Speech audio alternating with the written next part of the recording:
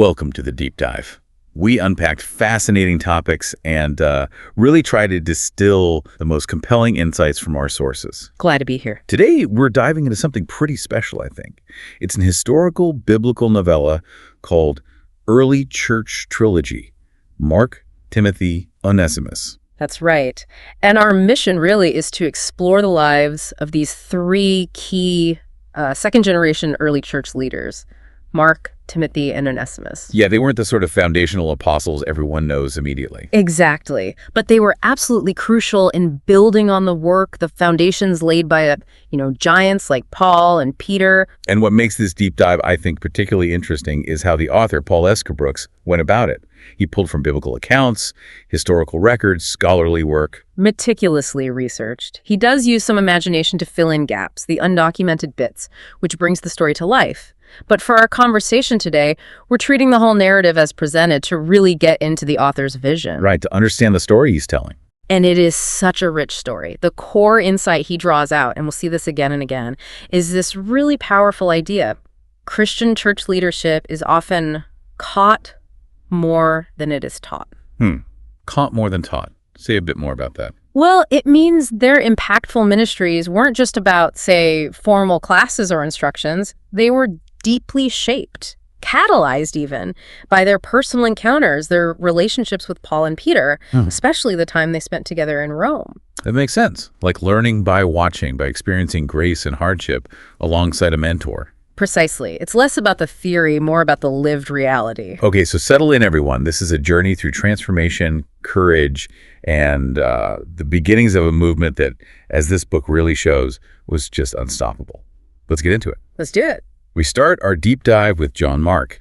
His story kicks off with, well, a pretty human moment, maybe even humbling, fear. Yeah, he's introduced as a young man in Jerusalem, comes from a well-off family. His mother, Mary, actually hosted early believers in their large home. So he was right there at the center of things early on. He was.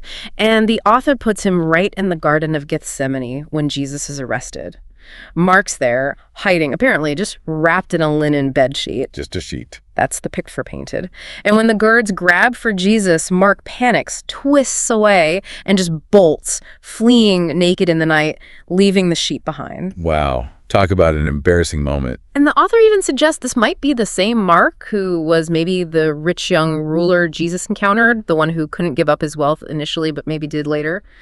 It really makes you think, how does someone bounce back from that kind of failure, that shame? That's a huge question.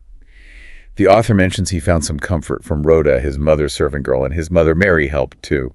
But it wasn't just that, was it? No, not at all. He then witnesses the sheer power of the resurrection. And then Pentecost, you get the rushing wind, the speaking in tongues, Peter's incredible sermon, 3,000 conversions right there. He saw the church being born. Exactly. That had to reshape him completely, seeing that power after his own moment of weakness. Right. And the story continues, doesn't it? He gets involved. He does. The author shows Peter and Mark healing a crippled man at the temple's beautiful gate, a very public miracle. Which naturally stirs things up. Causes quite a stir, yes. Leads to their arrest. But even with that opposition, the number of believers just explodes, swells to 5,000. Incredible growth, but also dangerous. Increasingly so. Then comes the stoning of Stephen. Saul, who would become Paul, is there, approving. That event sparks this fierce persecution that scatters believers from Jerusalem, and Mark is among those who leave. Okay, so this is where his path starts to cross with Paul's in a really significant way. Saul converts, becomes Paul the Apostle. Right, and Barnabas, who happens to be Mark's cousin, brings Mark along on Paul's first big missionary journey. A huge opportunity for Mark. It should have been. But Mark, well, he's still struggling. Fear, maybe homesickness. He gets a letter from Rhoda back home, and he makes this controversial choice. He leaves the mission team in Perga, just heads home. Oh, how did Paul take that? Not well. Paul, with his intense drive, saw it as desertion. A serious failure. He strongly disapproved. And this causes a major rift between Paul and Barnabas. Because Barnabas defended Mark. Yes. Barnabas, true to his encouraging nature, stood by his cousin. It actually created a house divided, as the author puts it, between these two key leaders. It shows you how intense and personal these early missions were. What a setback for Mark. Rejected by Paul, essentially. You have to wonder where he goes from there. Well, he heads back to Jerusalem. But the situation there is grim. Herod's persecution has really diminished the church. Even his mother Mary and Rhoda are thinking about leaving. So things look pretty bleak for him. They do. But Mark doesn't give up. He decides to go with his mother and Rhoda to Antioch. And it's there that Barnabas gives him that vital second chance, takes him on another journey, this time to Cyprus. That's huge, that belief in him after he stumbled. It's so key to that caught, not taught idea, isn't it? Giving someone a path back. And while they're in Cyprus, Peter visits. He sees Mark's growth, his potential, and he calls Mark to Rome. To Rome? Why? Peter needs someone to record the gospel, to write down his eyewitness accounts, his teachings about Jesus, and he thinks Mark is the one to do it. So Mark heads off to Rome. That must have been quite a journey. A perilous voyage, yes. And the author includes this fascinating encounter on the way Mark apparently meets Gaius, the Roman centurion who was at the crucifixion. The centurion? Yeah, who's now seeking answers about Jesus. Imagine that conversation. Once in Rome, Mark gets down to work, diligently recording Peter's stories, his sermons. This becomes the Gospel of Mark. He even gets another encouraging letter from Rhoda while he's there. A link to his past. Exactly. And then comes this really pivotal moment, a beautiful example of that caught leadership, the reconciliation between Mark and Paul in Rome. How did that go, given their history? Surprisingly well. Paul doesn't greet him with reproach. Instead, it's warmth, forgiveness. Paul actually acknowledges Mark's growth, his maturity. Wow. That's powerful. It really is. Think about it, Mark. The guy who fled, the guy who deserted the mission, is now standing before Paul. And Paul offers grace. He tells Mark he's valuable, asks him to finish the gospel, and even visit him again in prison. That's leadership being caught, through forgiveness, through seeing redemption lived out. That changes everything for Mark, surely. It must have. Peter then gives him specific instructions for the gospel. Capture the urgency, the power of Jesus' ministry, really focus on the cross and resurrection. But Mark's story doesn't end with writing the gospel in Rome. No, not at all. He meets a man named Magdi from Alexandria, Egypt, who's desperate for the gospel message to reach his city. This plants a seed in Mark's heart, a new calling. But things are getting dangerous in Rome itself, right? Under Nero. Very dangerous. Persecution escalates and Peter is arrested. Mark visits him urgently in prison. Peter gives his final encouragement to finish the gospel, and then makes that famous request to be crucified upside down. Feeling unworthy to die the same way as Jesus. Exactly. A profound moment of humility Mark witnesses right before Peter's death. So what does Mark do then? He travels to Ephesus, joins his mother and Rhoda there, and finishes his gospel account, driven by Peter's final charge. But that seed planted by Magdi takes root. Mark then journeys to Alexandria. Into another hostile environment. Increasingly hostile. He builds a church there, but opposition grows. He's eventually betrayed by someone named Crispus, dragged before the governor Aquila. He stands defiant, refusing to renounce his faith. And the outcome? Tragically, he's martyred on Easter Sunday, of all days, dragged through the streets until he dies, praying for forgiveness for his persecutors. What a journey, from that terrified kid in the garden to the steadfast gospel writer and martyr. It's an incredible transformation. His legacy isn't just the words he wrote, which shaped billions of lives, but his faithfulness through immense suffering. It shows how even our failures can be redeemed. That's caught leadership in its rawest form. Absolutely powerful. Mark's story sets a high bar for transformation. Now, speaking of transformations, let's shift to Timothy. He also starts from a place of, uncertainty.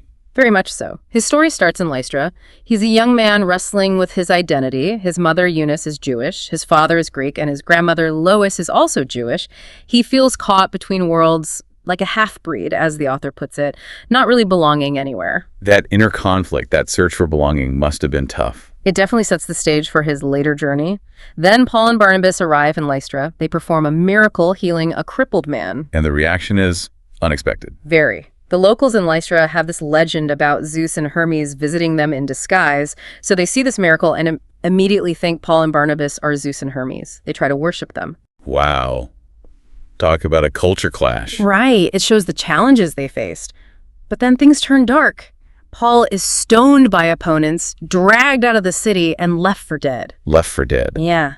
But then, miraculously, he recovers. He just gets up. Imagine young Timothy witnessing that. That had to leave a mark. seeing someone nearly killed for their faith, and then seeing that kind of power. The author suggests it was absolutely formative. It wasn't a gentle introduction to Christianity for Timothy. That raw display of suffering and power likely solidified his conversion. And Paul must have seen something in him. Clearly.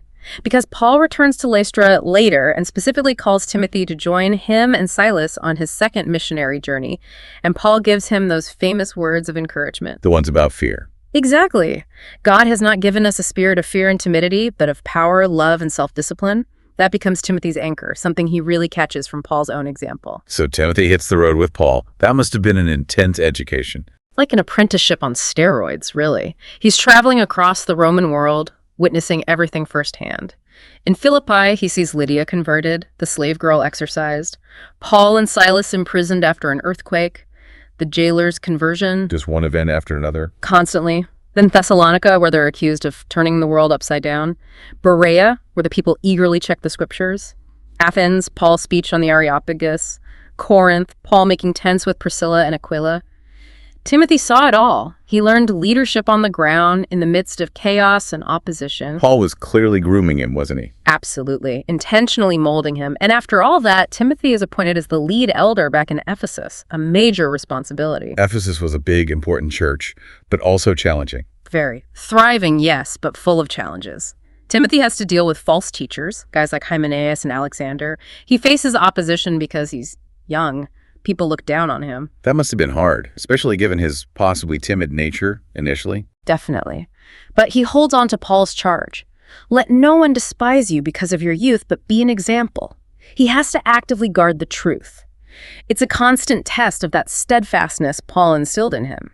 And the challenges weren't just internal church politics, right? There was external pressure, too. Big time. Hostility grows from the silversmiths like Demetrius, who make idols of Artemis or Diana. Their business is threatened by Christianity. This eventually explodes into that massive riot in Ephesus. Right, the one in the theater. Timothy was right in the thick of it. He was, and during this period, the author highlights Timothy's personal struggle too, his love for a woman named Selene, likely from his hometown. We see this through letters they exchange. A conflict between his calling and his personal desires. Exactly. Priscilla actually gives him wise counsel on balancing love and ministry, maybe contrasting his path with Paul's choice of singleness. It shows the real human cost of his commitment. That personal cost seems to come up again later, doesn't it? It does. Timothy takes a month-long visit back home to Lystra. The author calls it a test of the heart. He sees his mother Eunice, his grandmother Lois again, who had lived longer than expected but passes away soon after. He reconnects with his past. And Selene. He has an emotional farewell with Selene. It seems clear he's choosing his calling, knowing it means leaving that part of his life behind. Profound sacrifice. And no sooner does he make that sacrifice than duty calls again. Urgently. Right. Paul sends an urgent summons. He's in his final imprisonment in Rome under Nero and wants Timothy by his side. So Timothy has to make another dangerous journey. He does. He gets to Rome, finds Priscilla and Aquila, and interestingly, John Mark is there and helps him get access to Paul in prison. So Mark and Timothy connect there, near the end for Paul. Yes. And Timothy's visit with Paul is incredibly moving. Paul is calm, accepting his approaching death. He gives his final charge to Timothy and Mark, carry on the work. He offers this powerful final blessing. And passing of the torch. Absolutely. The ultimate moment of caught leadership, seeing Paul's faith and focus, even facing execution. Timothy then meets with Peter and other leaders in Rome, all committing to continue the mission after the apostles are gone. And Timothy returns to his post. He returns to Ephesus, now the senior leader, and his steadfastness, learned over all those years, faces its final test. During the pagan festival. Yes, the Catagosian festival. A wild pagan ritual. Timothy confronts the mob, stands defiantly against the worship of Artemis, and his last recorded words echo Paul's first charge to him. Let me guess. God has not given us a spirit of fear and timidity, but of power, love, and self-discipline. And then he's martyred by the mob. He lived out the very courage Paul called him to. Completely. His journey from that uncertain, timid young man grappling with his identity to this steadfast shepherd is just remarkable. His unwavering faith, his willingness to sacrifice personal desires, his leadership, it all leaves a powerful legacy. He truly became the leader Paul knew he could be. An amazing story of faithfulness. Okay, that brings us to our third figure, Onesimus. His story is perhaps the most dramatic transformation of all. It really is.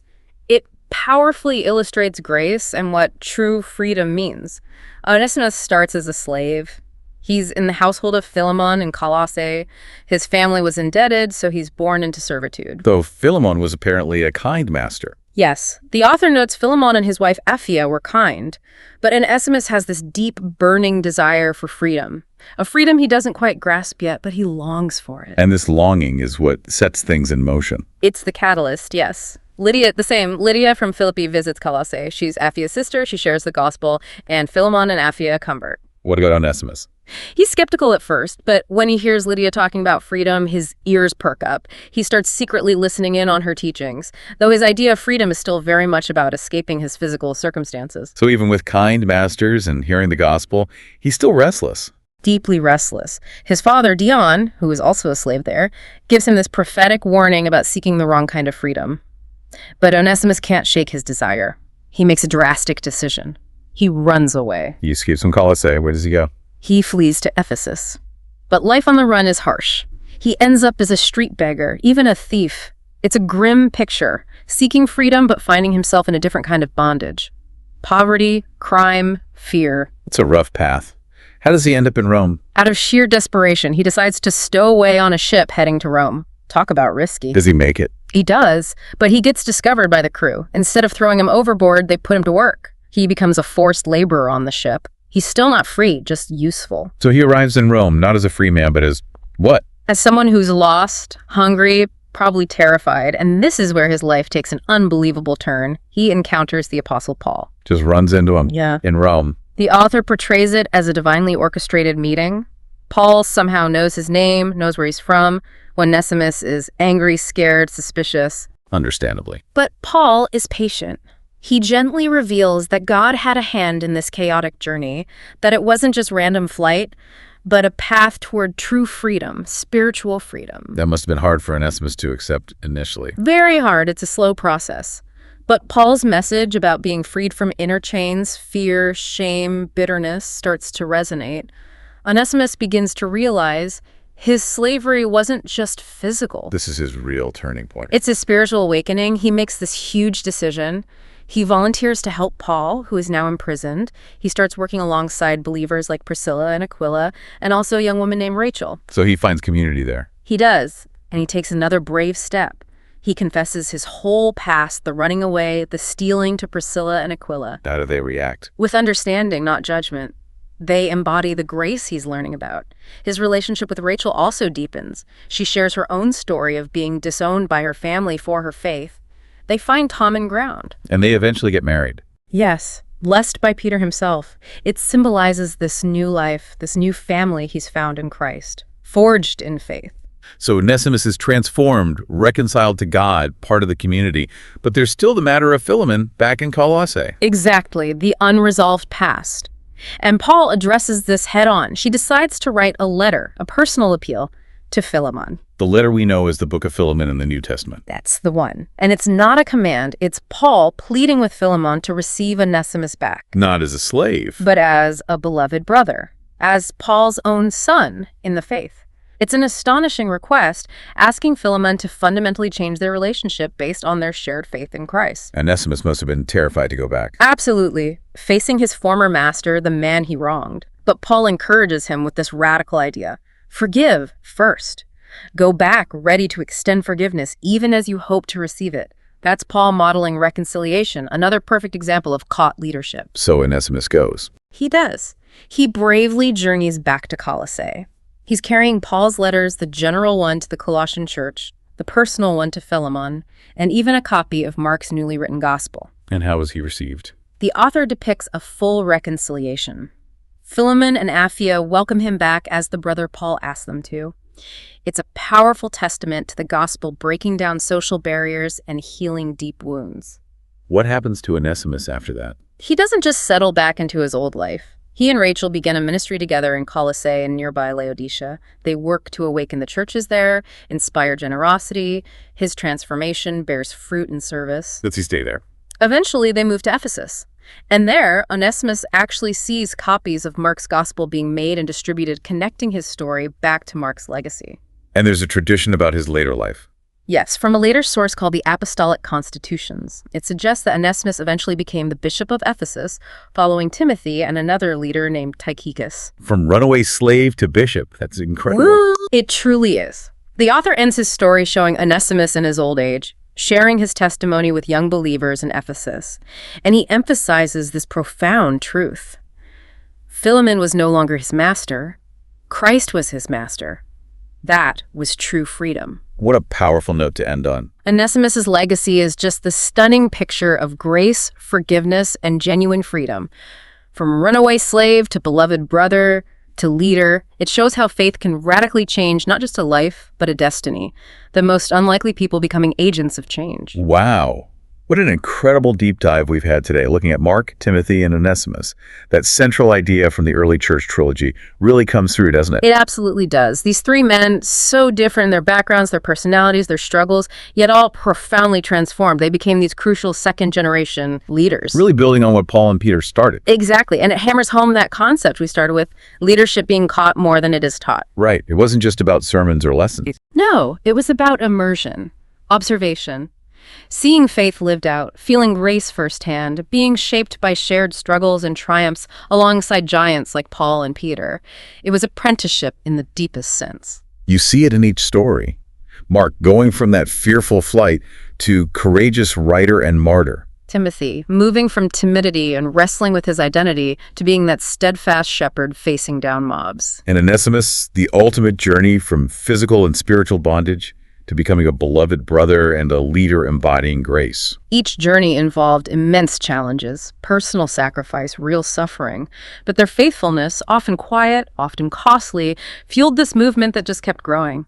Their stories together paint this vibrant picture of the gospel spreading, person by person, relationship by relationship. It wasn't always grand or dramatic in the moment, maybe, more like one step of faith after another. Exactly. One life touched, one relationship reconciled, one community strengthened. It was deeply personal. So as we wrap up this deep dive, here's something perhaps to think about. If these individuals facing persecution, betrayal, slavery, deep inner turmoil, just immense challenges, could experience such radical transformation and contribute so much to something bigger than themselves, what possibilities might be hidden in your own story? That's a great question. How might your own experiences, maybe those unexpected turns, those crossover moments the author talks about, be shaping you? Shaping your unique contribution, perhaps in ways you don't even see yet. Their lives really remind us that impact often isn't about status or wealth, is it? It's more about faithfulness, courage, stepping out even when things are uncertain. Well said. And if you want to explore these lives in more detail, we definitely encourage you to check out the source material itself, Early Church Trilogy, Mark, Timothy, Onesimus. Dive into the author's full narrative. Definitely worth the read. Thanks for joining us on The Deep Dive.